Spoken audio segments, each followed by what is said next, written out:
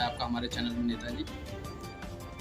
इस समय संविधान को लेकर काफ़ी बहस छिड़ी हुई है पक्ष और विपक्ष में लेकर, इसको लेकर आप क्या कहेंगे? देखिए, भारतीय जनता पार्टी पहले से भी डॉक्टर बाबा भीमराव अम्बेडकर भारत रत्न, जो दलितों, पिछड़ों, गरीबों के एक भगवान के रूप में माने जाते हैं, उनका विरोधी रहा है। तो ये उनकी मानसिकता है।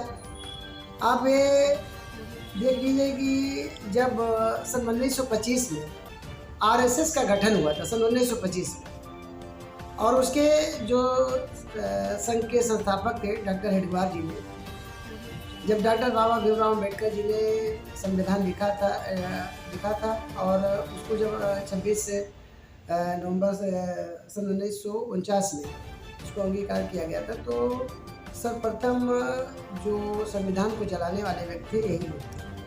वो लोग तो कह रहे हैं कि आपके जो सहयोगी दल हैं कांग्रेस, ये सब बाबा साहब का सम्मान नहीं करती।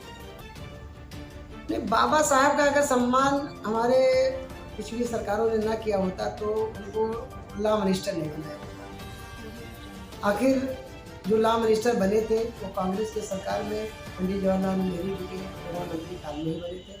तो अगर ये कोई कहे कि उनका सम्मान नहीं हुआ तो ये गलत कह रहा है। विधानसभा की बात करते हैं। उत्तरोला विधानसभा में समाजवादी पार्टी इस समय पीडीए वो चला रही है, क्या कहेंगे इस पर?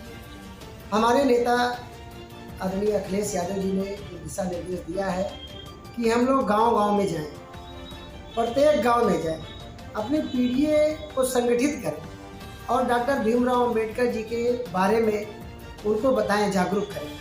तो इसी संबंध में पीडीए का कार्यक्रम पूरा 1 महीना चलने वाला है। 26 जनवरी से एक दिन पहले 25 जनवरी तक ये कार्यक्रम का समापन होना है और पूरी समाजवादी पार्टी का एक कार्यकर्ता अपने नेता के आदेशों को मानते हुए, उनके दिशा निर्देशों को मानते हुए हर गांव में, हर बूथ पर जाएगा और अपने पीडीए के लोगों को ये शपथ दिलाएगा कि जो पीडीए का अपमान कर रहे हैं समाजवादी पार्टी के लोग, उनको जाएं और बताएं और बाबा भीमराव अम्बेडकर ने हमारे लिए क्या काम किया है, दलितों पिछड़ों के लिए क्या काम किया है, महिलाओं के लिए क्या काम किया है, 1 करोड़ का अधिकार किसने दिया, संविधान से पूरा देश जो चल रहा है वो किसने बनाया।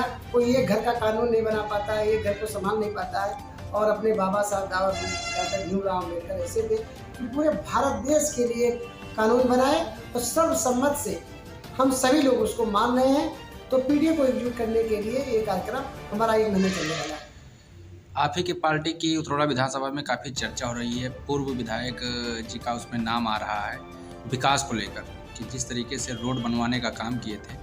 अभी सोशल मीडिया पर एक ट्रेंडिंग चल रही है, साहब गेडास बुजुर्ग से लेकर सैयापुर तक रोड, इस पर क्या कहेंगे आप बनवाने के लिए? देखिए, अगर गाँव के रोडों के बारे में देखा जाए तो हम लोग तो हमेशा विधानसभा में चलते रहते हैं, कहीं भी कोई भी गांव का रोड आपको सही नहीं मिलेगा। इतना भ्रष्टाचार किसी दल में नहीं था, किसी की सरकार थी जो आज भ्रष्टाचार है। आप तो जो कमीशन पहले 20% था, आज वो 40% कमीशन हो गया है। तो आप कैसे मान सकते हैं कि कोई काम होगा तो वो ठीक से काम हो पाएगा? अगर 20-25% कमीशन था तो चलाऊ था कि हो सकता है कि कुछ अच्छा ठीक काम हो जाए, लेकिन जब आप 45% 40% कमीशन ले लेंगे तो वो गांव का रोड कैसा बनेगा? तो गांव का रोड तो जब तक भारतीय जनता पार्टी की सरकार है वो बनेगा ही नहीं। और यहाँ पर प्रस्ताव भी कौन देता है? विकास कार्यों के बारे में कौन चर्चा ही करता है? सब अपने बारे में ही सोच रहे हैं। तो समाजवादी पार्टी की आस सब लोग लगाए बैठे हैं। जिस दिन 2027 में समाजवादी पार्टी की सरकार बनेगी फिर विकास की गंगा देखिएगा। अयोध्या की घटना आई है सामने लोगों के, सोशल मीडिया पर काफ़ी वायरल हो रहा है, रात में बुलडोजर ले जाके घर ढा देना। बहुत ही दुखद घटना है। इसकी जितनी भी निंदा की जाए कम है। मैं गुप्ता परिवार से पूरी सहानुभूति रखता हूँ। उस गुप्ता परिवार ने 2018 में ज़मीन का बैनामा लिया था। ज़मीन बैनामा लेने के बाद रेवेन्यू से संबंधित जो भी दस्तावेज होते हैं, जो भी काम उनको करना होता है वो सब उन्होंने कराया, दाखिल खारिज कराया, खतौनी पे चढ़ाया, खसरा पे चढ़ा, और उसके बाद घर बनवाने से पहले उन्होंने नक्शा पास कराया, बैंक ने उस पे लोन दिया घर बनाने के लिए। 4 महीने से काम हो रहा था, फर्स्ट मंजिल पे काम हो चुका था, छत पड़ चुका था, दूसरे मंजिल पर काम चालू था, और रात के अंधेरे में बिना किसी नोटिस के, जबकि सुप्रीम कोर्ट ये कहता है कि किसी का घर गिराने से पहले उसको नोटिस दीजिए, उसको जानकारी दीजिए। लेकिन ये भ्रष्ट सरकार और उसके शासन प्रशासन में बैठे लोग, अधिकारी लोग, बिना किसी सूचना के उसके घर को जाके ढा देते हैं। तो मैं तो यही कहूँगा कि जिनके बच्चे नहीं होते उनको कोई दुख पीड़ा नहीं है। परिवार का दुख पीड़ा, बच्चों की दुख पीड़ा, जिसके पास परिवार है, जिसके पास बच्चे हैं, वही जान सकता है। जिसके पास परिवार ही नहीं है तो वो घर की कीमत क्या जाने कि आज अगर हम घर गिरा देंगे तो हमारे बच्चे कहाँ रहेंगे। तो मैं पूरी तरीका से भारतीय जनता पार्टी से ये मांग करता हूँ कि ऐसे अधिकारियों को तुरंत बर्खास्त किया जाए और उनको मुआवजा दिया जाए। जो घर गिरा था उसको पुनः बनाने के लिए जितना भी खर्चा है, सारा खर्चा उस पीड़ित परिवार को दिया जाए। भाजपा लाइन ऑर्डर को लेकर बड़ी बड़ी दावे कर रही है। बस्ती जिले में, आपके बगल के जिले में एक दलित परिवार से छोटा बच्चा था, उसको नंग करके मारा गया, पेशाब पिलाया गया। इस पर क्या कहेंगे? बच्चा ने आत्मदाह भी कर दिया। बस्ती की घटना नहीं, आप जब से भारतीय जनता पार्टी की सरकार आई है, हाथरस से देख लीजिए, वहां से एक बेटी को न्याय नहीं मिला और उसके बाद कई लोगों को फर्जी इनकाउंटरों में मारा गया, फर्जी लोगों के ऊपर मुकदमा लिखा गया, फर्जी लोगों का मुकदमा अभी भी लिखा जा रहा है। और पानी छूने पर दलितों को, पिछड़ों को किसी घड़े से, अभी श्रावस्ती बस्ती की घटना बता रहे, सस्ते श्रावस्ती की घटना पिछले साल की है।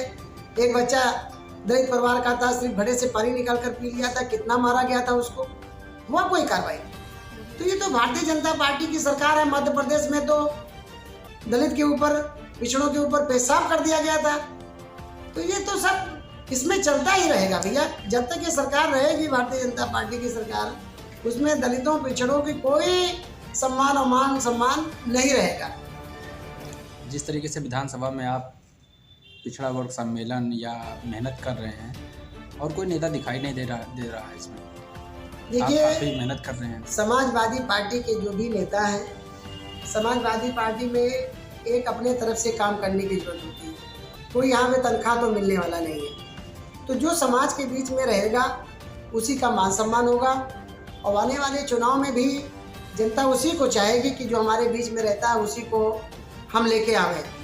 तो हम तो भैया जिला पंचायत से पहले भी, आज 2005 से देखिएगा तो जनता के बीच में रहते हैं और बहुत जनता का प्यार हमको मिला। 2 चुनाव थोड़े बहुत वोट से हम जिला पंचायत हार भी गए थे, लेकिन उसके बाद हमको दूना सम्मान दिया यहाँ की जनता जनार्दन ने, और हम 2 जिला पंचायत जीते। तो लोगों का प्यार हमको मिलता रहेगा और मैं इसी प्रकार लोगों के बीच में जाऊँगा, और जो कुछ भी मुद्दा मुझे मिलेगा अपने पीडीए का या कोई भी दबा, पिछड़ा, गरीब, अगर हमसे कोई समस्या की मांग करेगा कि आप एसडीएम साहब के पास जाइए, इंस्पेक्टर साहब के पास जाइए, तो हम अपनी मांगों को लेकर जाएंगे। अब काम करने का ना करने की तो उनकी बात है, वो अधिकारी है, काम हमारा ना सुने अलग बात है, लेकिन हम उनकी मांगों को लेकर जरूर जाएंगे और जनता के बीच में हमेशा बने रहेंगे। गली चौराहे में चर्चा हो गई, हरी झंडी तो नहीं मिल रही है आपको? नहीं, देखिए, अभी हरी झंडी किसी को नहीं मिली। अपना अपना काम करने का तरीका है और मैं हमेशा समाज के बीच में रहना चाहता हूँ। हरी झंडी देने का काम तो माननीय अखिलेश यादव जी का है, समाजवादी पार्टी का, हमारे नेता का है। जिनको वो कहेंगे वो अपना चुनाव लड़ेंगे या जिसके लड़ाएंगे उनके साथ में हम लोग रहेंगे। हमारा तो काम है जो हम कर रहे हैं।